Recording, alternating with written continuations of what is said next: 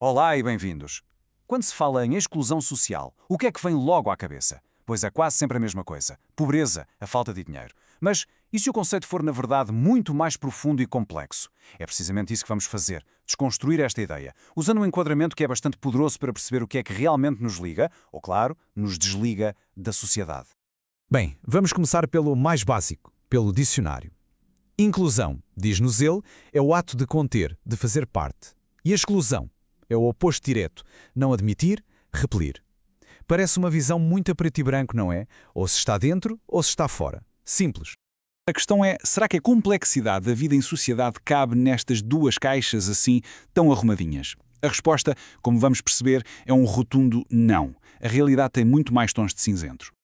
Ok, para começar a desemaranhar isto tudo, temos de olhar um pouco para trás. E o que se descobre é que a exclusão social não é só uma maneira mais moderna de dizer pobreza.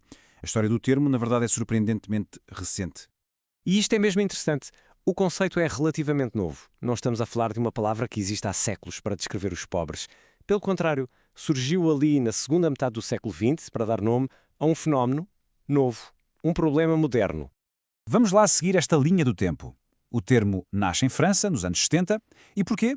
Para explicar porque é que grupos que antes estavam seguros, integrados, de repente começavam a cair em novas formas de pobreza.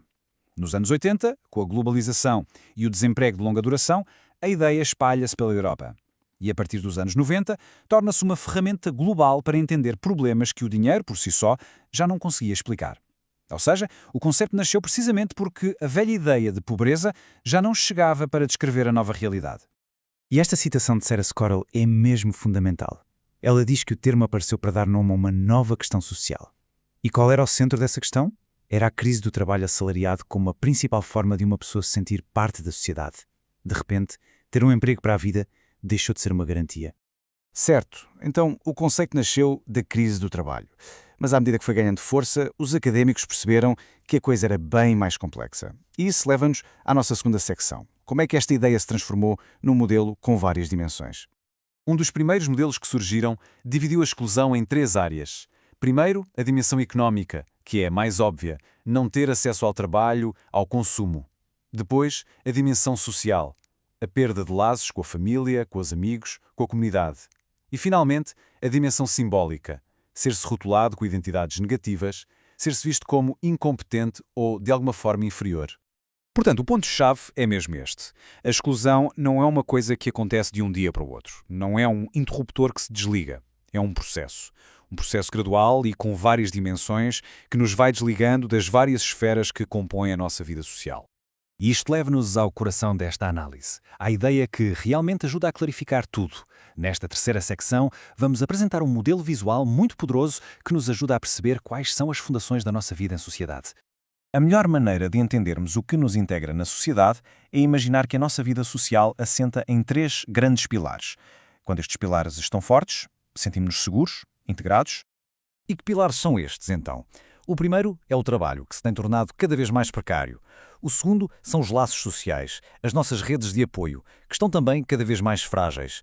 E o terceiro é a ausência de estigma, ou seja, não ser rotulado de forma negativa pela sociedade. Vamos aprofundar um bocadinho este primeiro pilar, a precarização do trabalho. É aquela mudança do emprego para a vida para esta realidade de contratos a prazo, de recibos verdes e daquela pressão constante para sermos empreendedores de nós mesmos. No fundo, o risco, que antes era da empresa, passou a ser inteiramente do indivíduo. O segundo pilar é a fragilidade dos laços sociais. Aqui estamos a falar do enfraquecimento daquelas relações próximas que nos dão suporte, a família, os amigos, os vizinhos.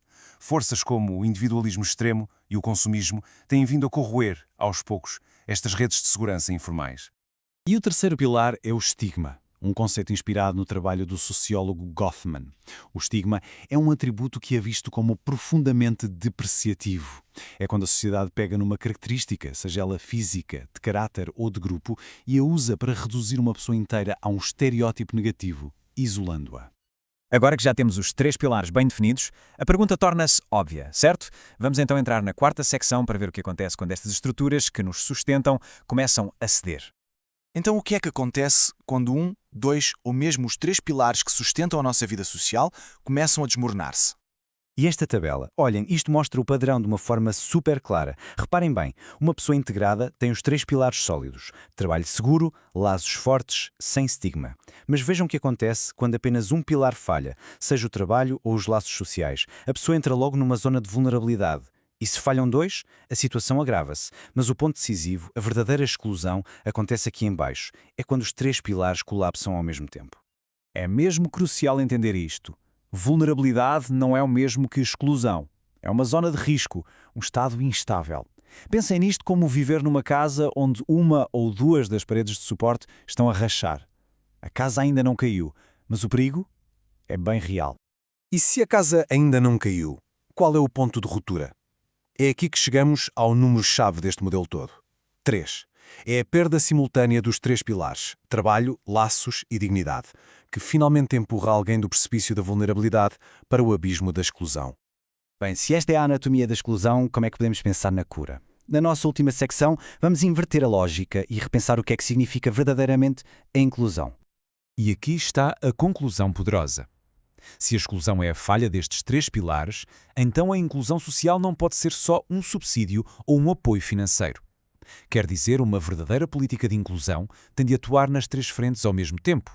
Reconstruir o acesso a trabalho estável, fortalecer os laços comunitários e, claro, combater ativamente o estigma. E isto deixa-nos com uma pergunta final, uma para a qual não há respostas fáceis.